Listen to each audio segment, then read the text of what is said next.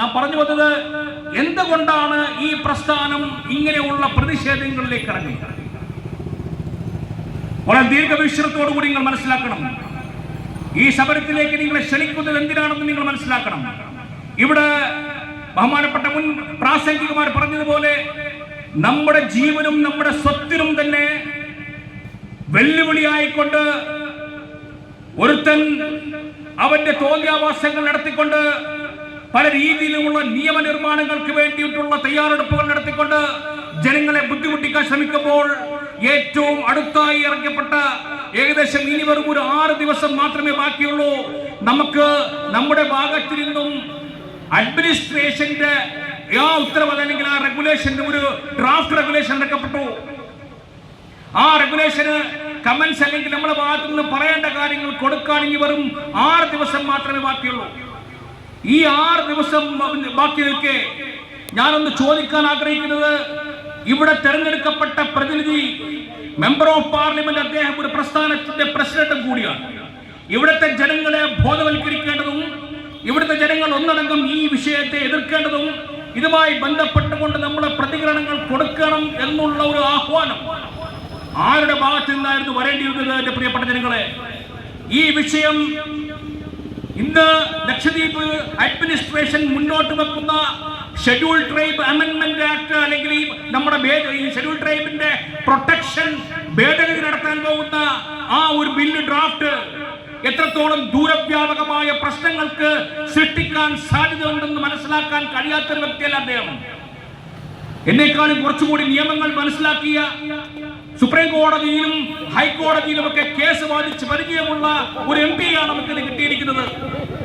ആ MP ഈ വിഷയവുമായി ബന്ധപ്പെട്ടുകൊണ്ട് ജനങ്ങൾക്ക് കൊടുത്ത അല്ലെങ്കിൽ ജനങ്ങൾക്ക് ബോധ്യപ്പെടുത്തിയ ഏതെങ്കിലും ഒരു ക്ലിപ്പ് അല്ലെങ്കിൽ ഒരു വേദി അല്ലെങ്കിൽ ഒരു പൊതുവായിട്ടുള്ള അദ്ദേഹത്തിന്റെ സന്ദേശം, എന്റെ പ്രിയപ്പെട്ട ജനങ്ങളെ, ഈ പ്രസംഗം ശ്രമിക്കാൻ ഇതിന് ചുറ്റുപാട് നിൽക്കുന്നവരെ ഇന്ന് വരെയായിട്ട് ഇന്നത്തെ തിരഞ്ഞെടുക്കപ്പെട്ട മെമ്പർ ഓഫ് പാർലമെന്റിന്റെ ഭാഗത്ത് നിന്ന് അങ്ങനെ ഒരു സംഗതി നിങ്ങൾ കേട്ടിട്ടുണ്ടോ?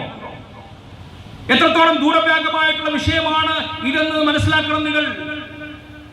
1964 ഷെഡ്യൂൾ ട്രൈബിന് വേണ്ടിയിട്ടുള്ള പ്രൊട്ടക്ഷൻ ആക്ടിന്റെ അകത്ത് ഇവിടത്തെ ഭൂമികൾ മുഴുവനും ഷെഡ്യൂൾ ട്രൈബ്, ഇവിടെ ജനിച്ചു വളർന്ന ഷെഡ്യൂൾ ട്രൈബ് എന്ന് പറയുമ്പോൾ ഇവിടെ ജനിച്ചുകയും ഇവിടത്തെ ഉമ്മവാപ്പമാർക്ക് പിറന്ന ആൾക്കാർക്ക് ഷെഡ്യൂൾ ട്രൈബ് സ്റ്റാറ്റസ് ഉള്ളവർക്കാണ് ഇവിടത്തെ ഭൂമി ഉള്ളതെന്നും ആ ഭൂമി ഷെഡ്യൂൾ ട്രൈബ് അല്ലാത്ത ഒരാൾക്ക് കൊണ്ടുപോകണമെങ്കിൽ വിൽക്കണമെങ്കിൽ ഇവിടുത്തെ ലക്ഷദ്വീപ് അഡ്മിനിസ്ട്രേഷന്റെ അനുമതി വേണമെന്നും എന്നുള്ള രീതിയിലൊക്കെ എഴുതി പിടിപ്പിച്ചതിന്റെ 1964 ഇറങ്ങിയ റെഗുലേഷന്റെ അകത്ത് വളരെ സംരക്ഷിതമായിട്ടുണ്ട്. നമ്മളെ ഭൂമി നമുക്ക് മാത്രമാണ്, അത് മറ്റുള്ളവർക്ക് അല്ലെങ്കിൽ നോൺ ഷെഡ്യൂൾ ട്രൈബ് ആയിട്ടുള്ള ഒരാൾക്ക് കൊടുക്കണമെങ്കിൽ ലക്ഷദ്വീപ് അഡ്മിനിസ്ട്രേറ്ററുടെ അനുവാദം വേണമെന്ന് പറയുന്നതിന്റെ കാര്യം പിന്നിലുള്ള ചെയ്ത വികാരം സാധുക്കളായിട്ടുള്ള ഒന്നും അറിയാത്ത ഷെഡ്യൂൾ ട്രൈബ് ആൾക്കാരെ വൻകിട കുത്തക മുതലാളിമാർ വന്ന് സ്വാധീനിക്കുകയോ അല്ലെങ്കിൽ തെറ്റിദ്ധരിപ്പിക്കുകയോ ആ തെറ്റിദ്ധരിപ്പിക്കലിലൂടെ ആ ഭൂമി അവർ കൈയേറ്റം ചെയ്യാൻ ശ്രമിക്കുകയാണെങ്കിൽ അവിടെയും ഷെഡ്യൂൾ ട്രൈബ് ആയിട്ടുള്ള പട്ടികജാതിക്കാരായിട്ടുള്ള നമ്മളെ പോലുള്ളവർക്കുള്ള സംരക്ഷണം ഉറപ്പുവരുത്താൻ വേണ്ടിയിട്ടാണ് അഡ്മിനിസ്ട്രേറ്ററുടെ അപ്രൂവൽ കൂടി വേണമെന്നുള്ള കാര്യം കൂടി അതിലേക്ക് എഴുതി ചേർക്കുന്നത്. എന്നാൽ ഇന്ന് ലക്ഷദ്വീപ് അഡ്മിനിസ്ട്രേഷൻ നടത്താൻ പോകുന്ന കാര്യം എന്താണ്? ഒരു ഷെഡ്യൂൾ ട്രൈബ് ആയിട്ടുള്ള ഒരു വ്യക്തിക്ക് ഭൂമി കൊടുക്കുന്നത് കൊണ്ട് ഇവിടെ ഒന്നും സംഭവിക്കാൻ പോകുന്നില്ല എന്ന് ഏതൊരു സാധാരണക്കാരനും അറിയാം. നമുക്ക് എല്ലാവർക്കും അറിയാവുന്ന കാര്യമാണത്.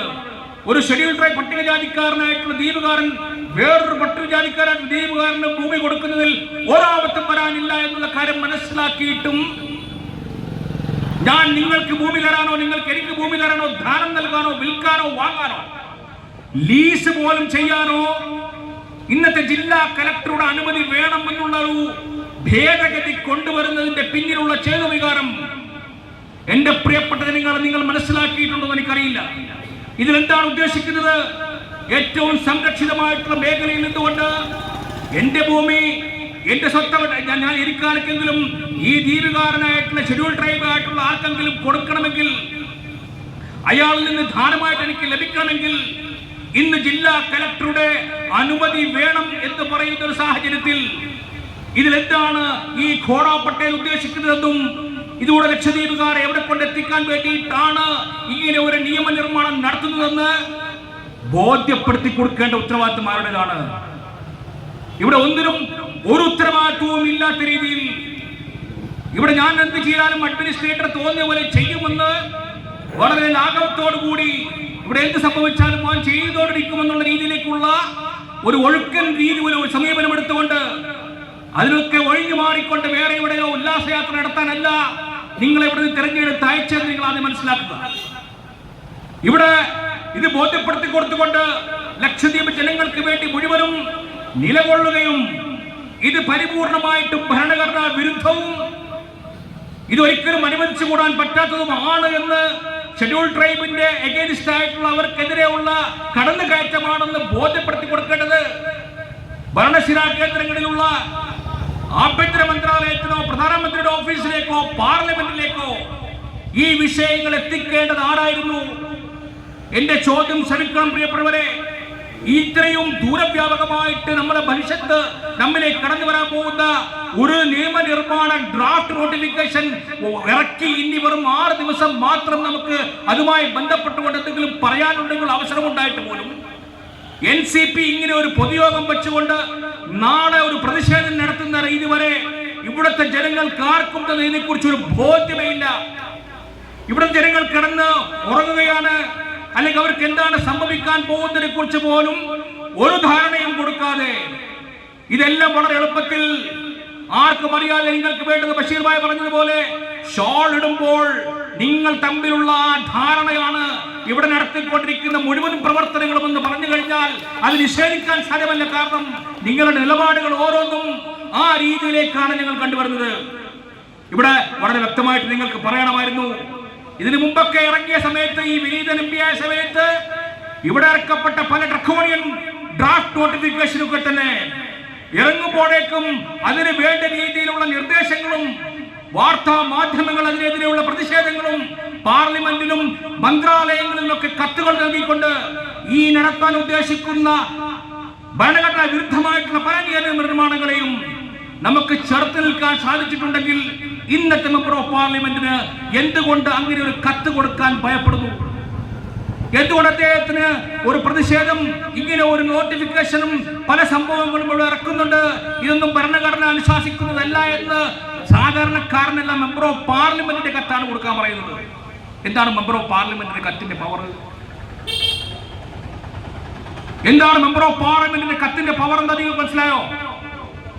ഒരു മെമ്പർ ഓഫ് പാർലമെന്റ് ഇന്ത്യയിലെ എവിടത്തെ വിഷയങ്ങളും, ഇത്രയും ഇന്ത്യ രാജ്യം മുഴുവനും ഏതെങ്കിലും ഒരു വിഷയത്തെക്കുറിച്ച് ഒരു മെമ്പർ ഓഫ് പാർലമെന്റ് ആ കൺസേൺ മിനിസ്ട്രിയിലേക്കോ അതുമായി ബന്ധപ്പെട്ടുകൊണ്ടുള്ള ഡിപ്പാർട്ട്മെന്റുകളിലേക്കോ ഒരു കത്ത് നൽകുമ്പോൾ ആ കത്തിന്റെ മിനിസ്ട്രിയുടെ അകത്ത് ആ കത്ത് VIP റെഫറൻസ് എന്ന രീതിയിലേക്ക് മാറുകയാണ്.